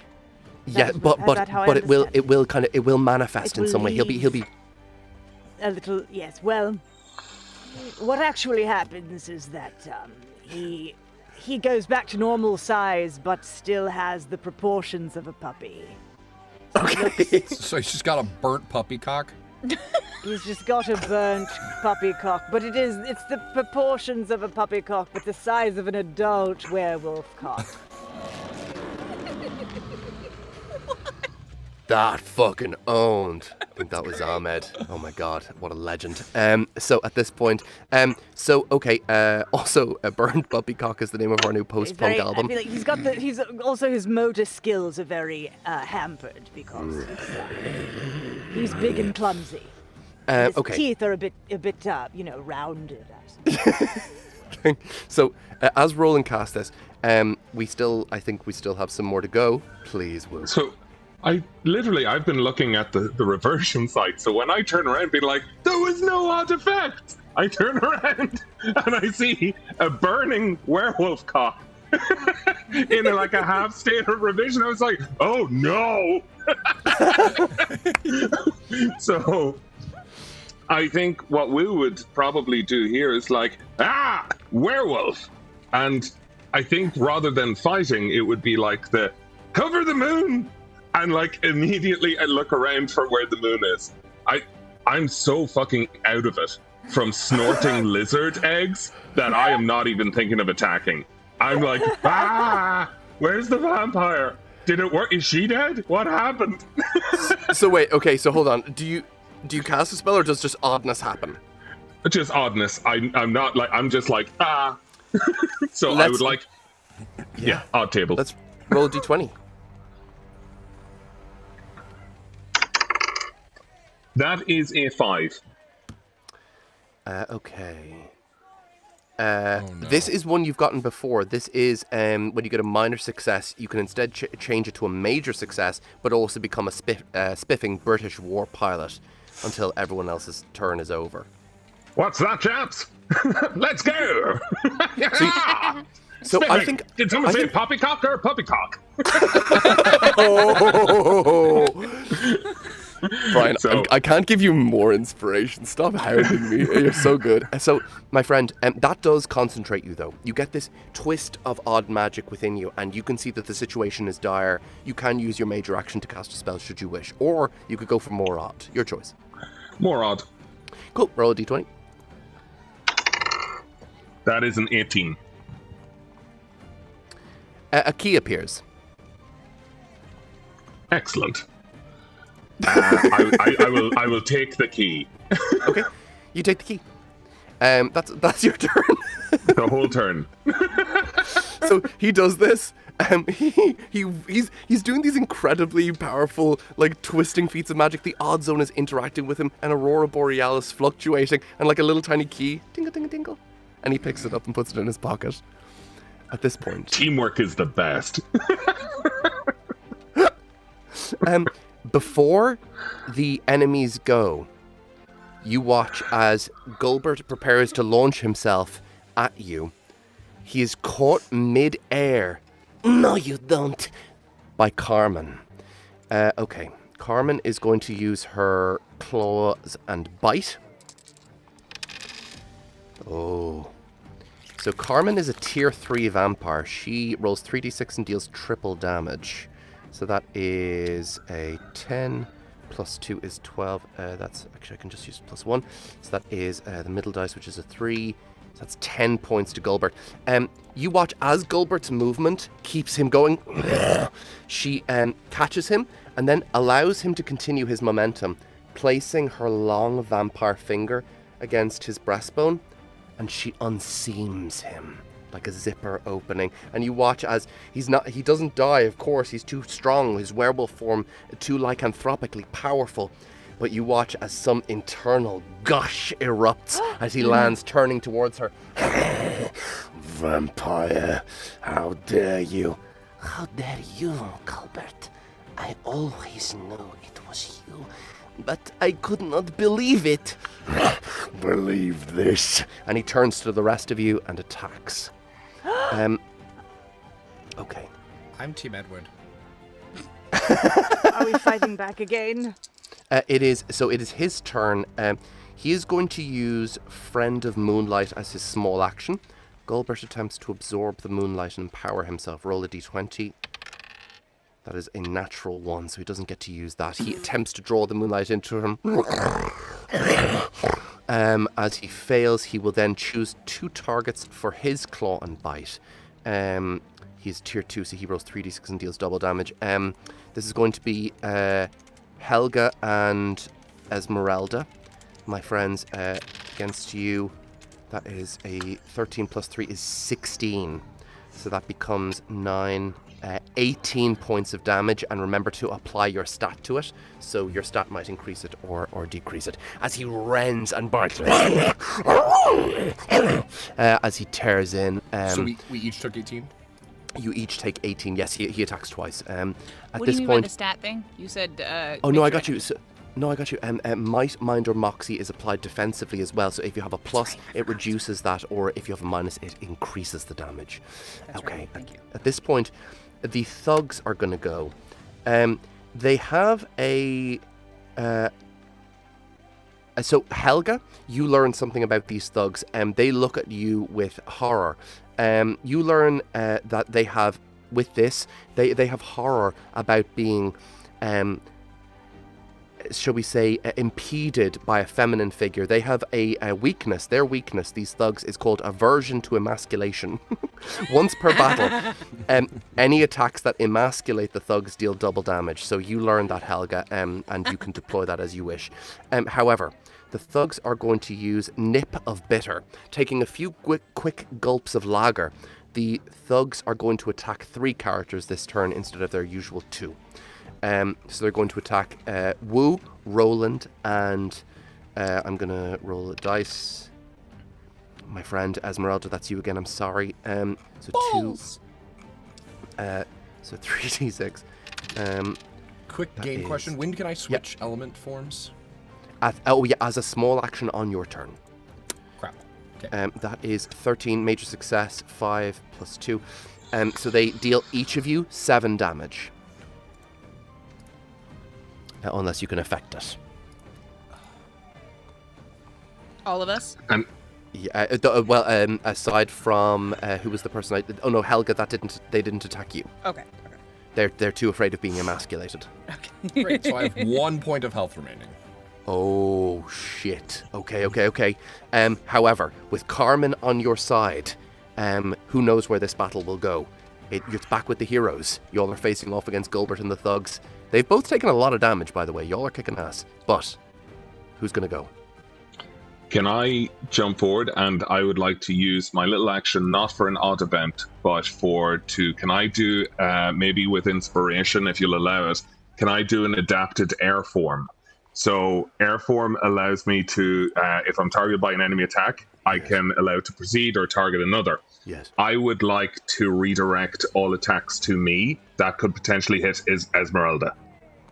Because because I have 50 HP since I went up, so I will be able to take more hits. So I would like to airbend to literally put my way in the way of any attacks aimed at Esmeralda. You do so. As you form that, would you like to use your major action to cast a damaging spell? Yes, I would. I think like with air form, I'm going to be like, channeling the different sort of like airs and things like that. And as I'm kind of getting this adapted form ready in my own mind for the defensive nature, it's kind of like the whipping action is just kind of like a gust blade that just goes towards the thugs. And I was like, oops. You're going for lethal here with these guys. I'm aiming at the area, but just at the knee. You know what? I'm gonna try the cut is just at the knee, so that it'll cut them down to size. yes. Not potentially grievously wounding them, but taking them out of action. Should you? Let's complete here. Roll 3d6. And are you gonna go with a tier 1 or tier 2? I'll push for a tier 2. Fucking A. Go ahead and roll your 3d6. 5, 3, 4, and so that's 12 plus. I haven't used. Oh no, it was a reset. No, MOXXI is 0, so 12 flat. 12 is a medium success. Take the medium dice and make sure to double the result after you've added your ability score to it. They're going to take a little more damage. So that is a 4, and that is doubled, so that is an 8. The thugs are looking incredibly bad off. You watch as Wu's unbelievable glaive of this blade of wind slices through them. Their clothes have this incredible moment where they literally split. You watch as the skin peels away from the muscle in places. It doesn't slice their legs off completely, but it does wound them hideously, and they are knocked to the ground, many of them. They're on their last legs. At this point, who's going next? Thank you, Brian. Who's next? Okay. Ellicott. Go, Roland. Okay. So I guess I'm going to attempt, if this works, You got this.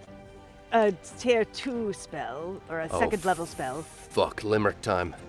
It's limerick time, and what I'm going to attempt to do Yes. is make the moon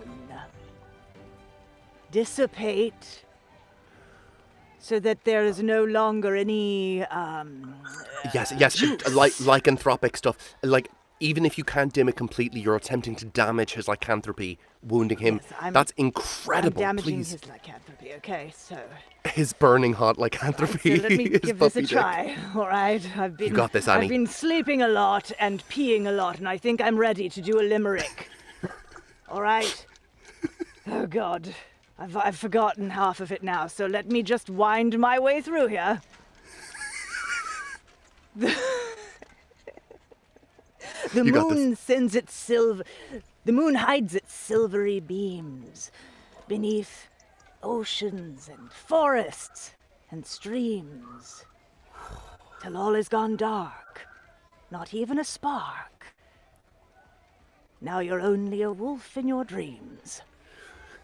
Fucking unreal. As the so let's roll a 3d6 and remember to add your ability score modifier. Okay. All right. That was incredible. Great job. Thank you. I'm going to go with might, which is a 0, and okay. I've rolled a 6, a 4, and a 4. Really good. 14, major success. So you take the 6 and you deal 12 points of damage. As with the thugs, Annie, you watch as the lycanthropy seeps out of him. He begins to partially return to human form, so he's caught between puppy, fully grown werewolf, and man. And there's this hideous quality to it as he shrieks and you've got him on his he could be on death's door, on consciousness door, and you've dealt him a grievous blow. A tremendously great spell cast. Gilbert nuzzles into you approvingly. I love Gilbert. Stay close. It's very dark. Meow. At this point, who's next? Well, I shall Okay. swap form Okay. because I need health. I know I can't get hurt, but incidental business. I'd like to be in water. She switches to water form. Your form repairs itself a little. Well done, my friend. So now I have 6 points of health.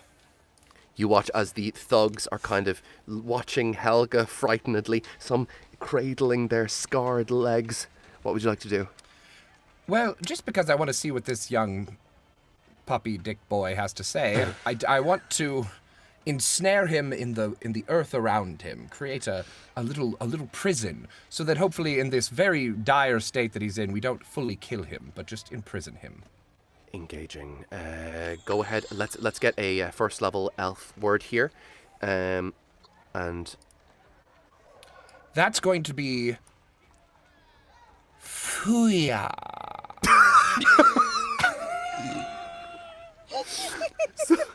enthusiasm kind of brought me around to it. To be honest, you committed. 3d6 and add your ability score modifier. Excellent. I should take the one away, but I just loved Ryan's face so much. Just imagine the elves in the forest being like, what the fuck? They came back for Brian to be like, amazing. They came back for Ryan to be like, what's up? Hey, come on. How'd you do? Right. What'd you call my mother? Yeah. All right, I'm using mind, so it's going to be -1 because That's okay. my mind was the one that got the. He's very bad off, so depending on what you roll here.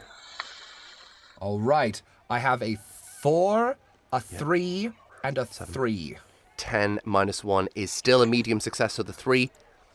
With 2 remaining hit points, you encase him in earth, the organic material twisting to form a prison around him.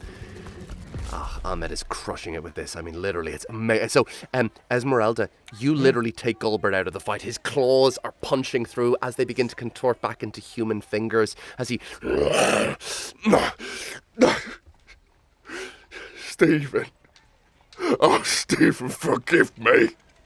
As he laments his brother, as he howls and bites and weeps orgiastically, Johnathan. At this point, Esmeralda well struck. Helga, these thugs look intent still, but they look very frightened of you. As they move towards you, what do you do? Helga looks up, and she's clocked the looks. She understands what the measure of this situation is. She's a tall lady. She's used to making people feel emasculated.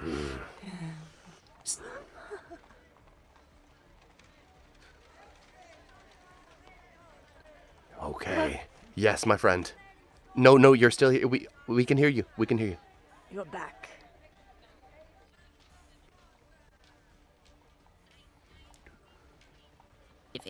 Sad a woman is doing the shiving? Now hold on to your cocks that never pleased the box. Your demise this lady is now giving. And she's going to... Yep. Oh, that is a bird. You're actually a fucking genius. Please roll...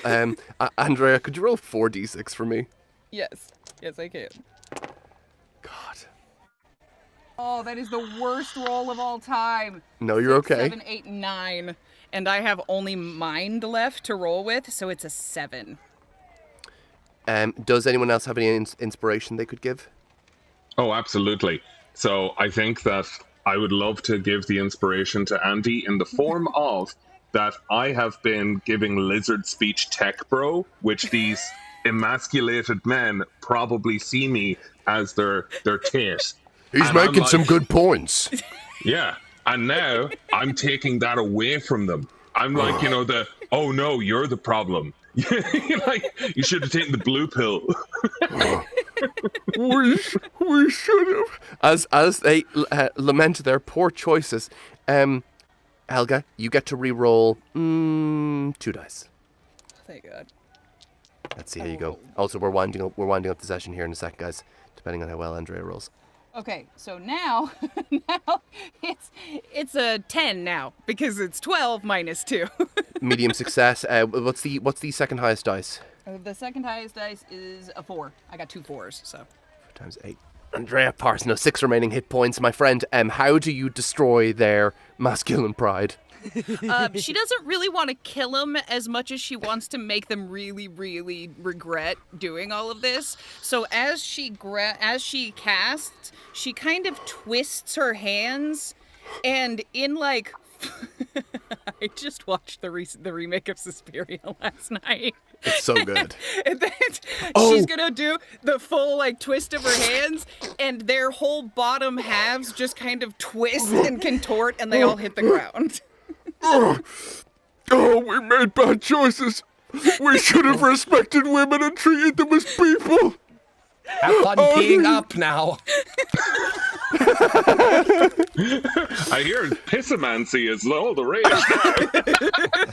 now. My friends, with the odd spell in effect, who knows how many times it can be used, but definitely more than once, with the malefactions raised from its casting being dealt with perfectly, Gulbert's fratricide being revealed, his werewolf state, Carmen joining your side, the thugs disposed of, Dovney's Green conquered, we will end this session and return in week 4 of Hexperts.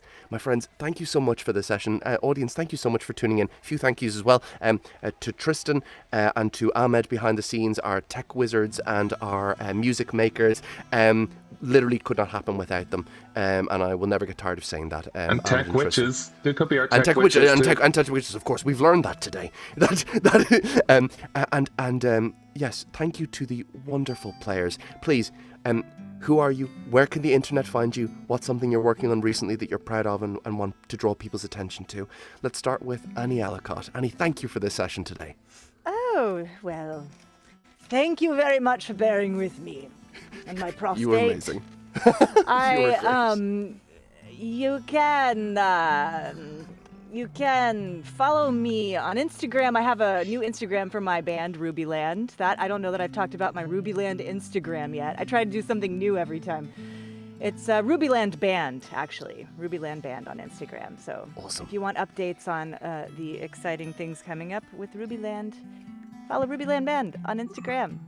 And yeah, I'm excited about going to LitRPG Con. There is I heard a little rumor that people might be dressing up as DCC characters. And so I might get in on that on the Saturday.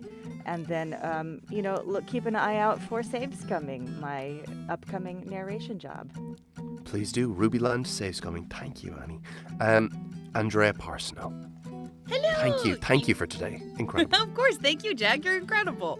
You can find me over at discord.gg/Andrea Parsneau. I just wrapped up Antecedents Legacy 6, and I'm getting started on Tower of Somnus 6 next. So come and join and listen in for fun stuff and lots of cursing. Thank you so much, Andy. That limerick at the close, my God. High art. Ryan motherfucking Reid. That's me. You can find me at ryanmotherfuckingreid.com. No. That's good, though.